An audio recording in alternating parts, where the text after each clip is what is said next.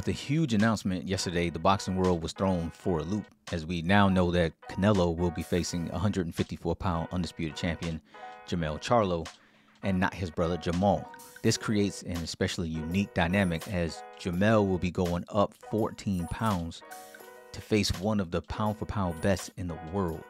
This could be a situation where Charlo either chose the right time to take the challenge, or he will find out really quickly that Canelo is who he has always been. There are potential factors that could play into either side's game plan, as with every fight. And here's my initial list of pros and cons as we look forward to September.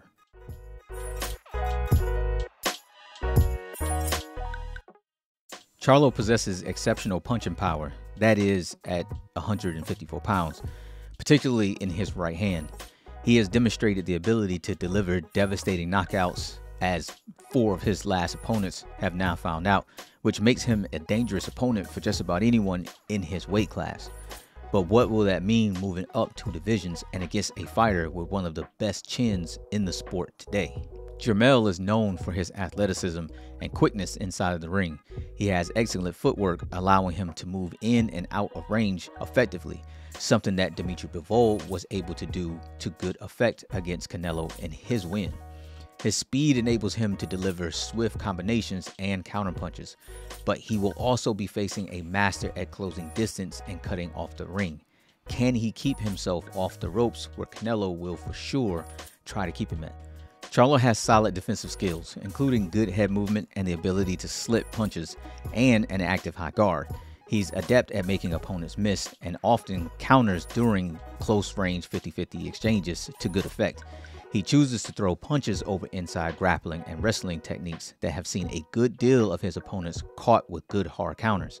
Canelo shares a similar sentiment, as he is also not akin to much elite-level inside grappling as, say, an Errol Spence Jr. Charlo displays a high boxing IQ, showing good ring awareness and the ability to make tactical adjustments during fights. He can read his opponent's movements and capitalize on their weaknesses. Because of this, Charlo is an amazing counterpuncher, notably with his right hand.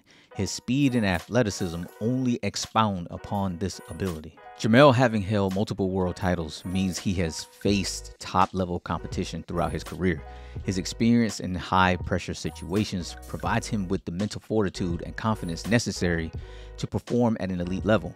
Having one loss also means there is less protection over his record, allowing for a clearer mind in these high-stake fights.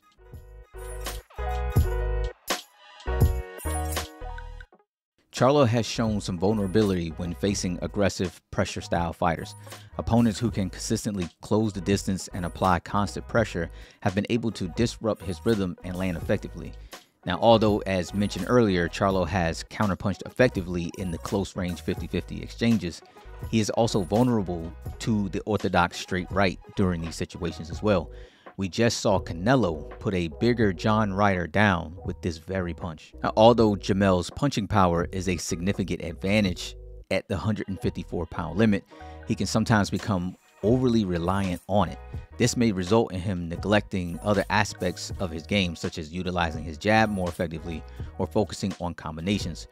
But we have seen where Jermell can really load up and put himself into unfavorable situations. So the question remains, will Jermell be able to stay focused and stick to whatever game plan they decide and not lose sight of that?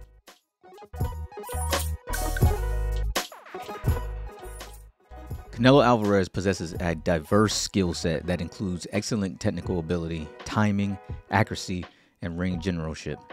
These things have all been honed over the years and shaped through notable fights with the likes of Floyd Mayweather and Triple G.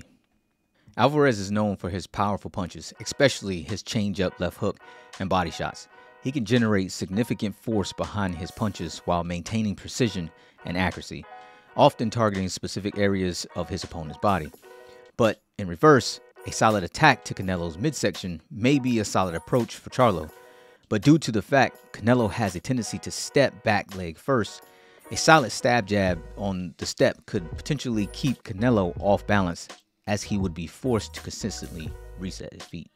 Canelo has developed solid defensive skills. He utilizes effective head movement a tight guard, and upper body slips to avoid incoming fire. He also has the ability to roll with shots and counter effectively, not only taking the steam off the incoming punch, but making him a difficult target to hit cleanly. Canelo showcases exceptional ring intelligence and adaptability. He possesses a keen understanding of his opponent's tendencies and adjusts his game plan accordingly. Canelo can identify and exploit weaknesses, making him a formidable strategist. All of this while he slowly stalks his opponent, not only wearing them down mentally, but physically as well.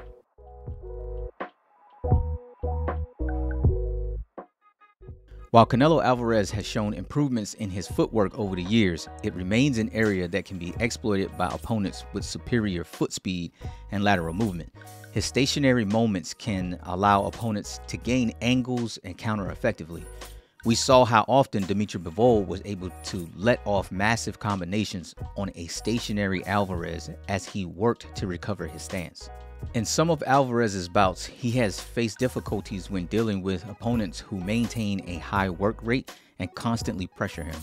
Fighters who can maintain a relentless pace have been able to find success against Canelo. Some notable names were Triple G, Dimitri Bivol, and recently John Ryder.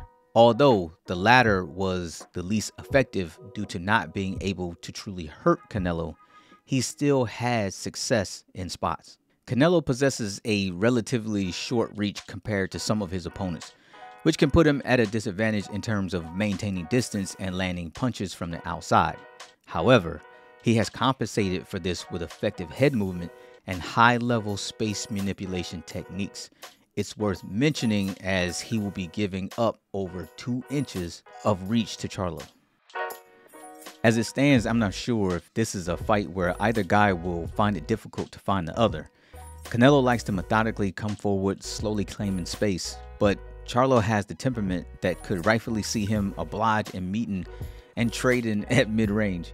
The ultimate elephant in the room has and will continue to be the 14-pound weight difference and the potentially bigger weight difference on fight night. The big narrative inside the ring, though, during any Canelo fight is whether his opponent will have the power to deter his forward pressure, be sturdy enough to withstand the onslaught once he inevitably gets his hands on you, and do they have the chin or the energy to see the final bell.